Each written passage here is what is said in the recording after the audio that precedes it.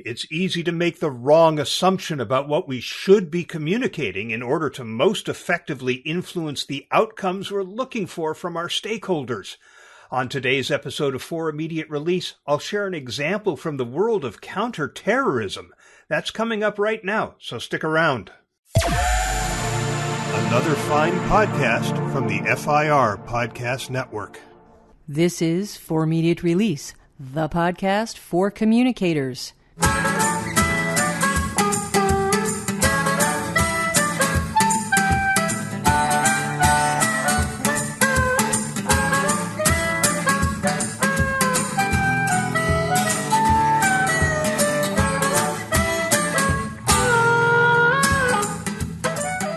Hi, everyone, and welcome to episode number 236 of For Immediate Release. I'm Shel Holtz, and I'm solo today because of the damn time change. Neville and I set noon to record this session. That's 8 p.m. in the UK, noon for me. But I forgot that we sprung forward on Sunday morning. We're set to talk again tomorrow, that's Thursday, on a different topic. So I'm going to go ahead and share this story quickly and forgo the conversation. It's been a bad couple of weeks for the image of public relations. When Neville and I record the monthly long-form episode for March, and we're going to do that on Saturday for release next Monday, we'll talk about Ron Tarassian, the now former head of 5WPR, and how his ethical misbehavior is just one more stain on the PR brand. That's why it's important to remember how important PR can be for organizations you may never even consider as needing to engage in public relations. In this case, the kinds of organizations I'm talking about are those involved in preventing and countering violent extremism. I stumbled on a report from the International Center for Counterterrorism that was just published last month that argued policymakers and practitioners need to consider how their programs should engage in PR, specifically around communicating transparently. The report isn't long, but it's worth reading because it's kind of a primer on not just whether you should be communicating, but also about what. A link to the report is in the show notes. But, we get very hung up in the communication world on communicating outcomes. And that's for good reason. Outcomes are what our clients and employers are interested in. But sometimes communicating about outcomes isn't the best way to achieve an outcome. Now, this report points out that most programs emphasized how effective their programs are in their PR efforts, but that research suggests that communicating about the process used to make decisions is a more effective way to build support for the organization's policies and to build trust in the organization. So there are basically three core categories of programs in the world of preventing and countering violent extremism. This was an education for me. I suspect this is new information for you too.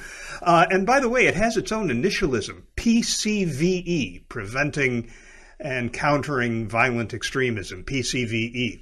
So first, there are programs that hone in on ideology, de-radicalization versus disengagement, for example. Then there's the contact approach, which involves whether you're going to actively reach out to people who appear to have been radicalized or passively wait for somebody to come to you.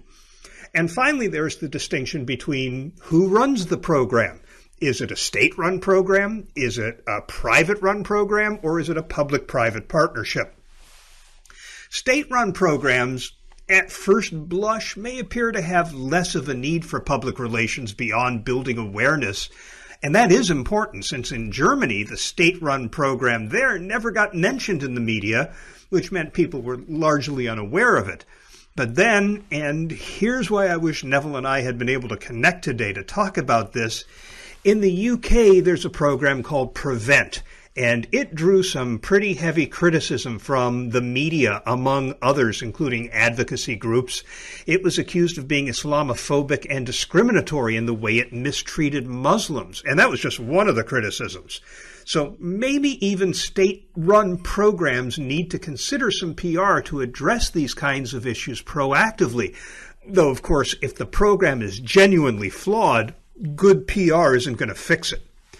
But it's mainly the non-state and passive programs that need public relations because, first of all, they're competing with state-run programs to convince prospective clients to choose them instead of a government-run program. Privately run programs also need to attract partners. Think about psychologists, vocational trainers, social workers, tattoo removal experts, drug addiction therapists, and the like. So they need the kind of reputation that will lead these kinds of experts to want to be associated with them.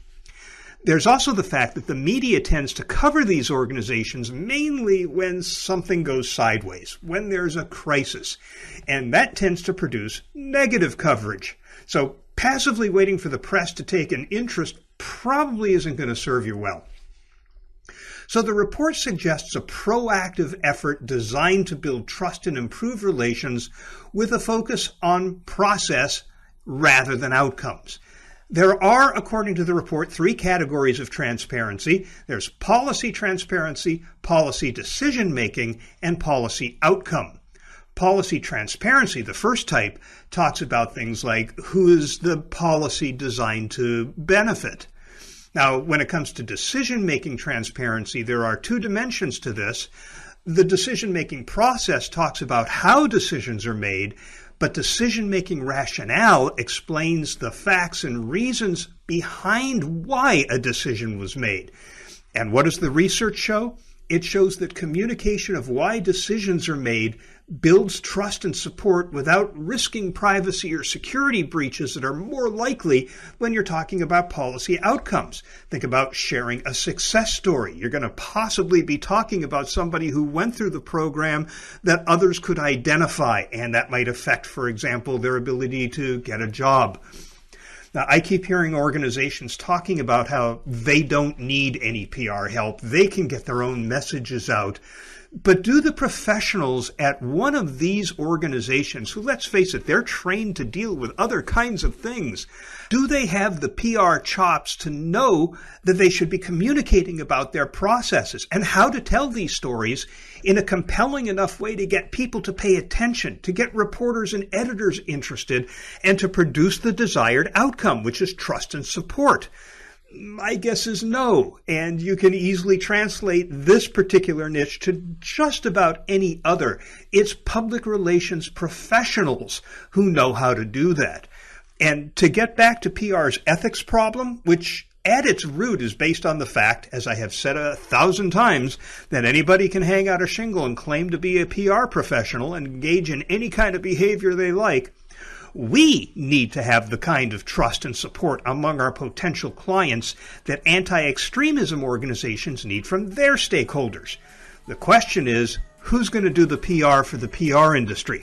Neville and I will definitely be talking about that on the show we record on Saturday, but for now, that'll be a 30 for this episode of For Immediate Release.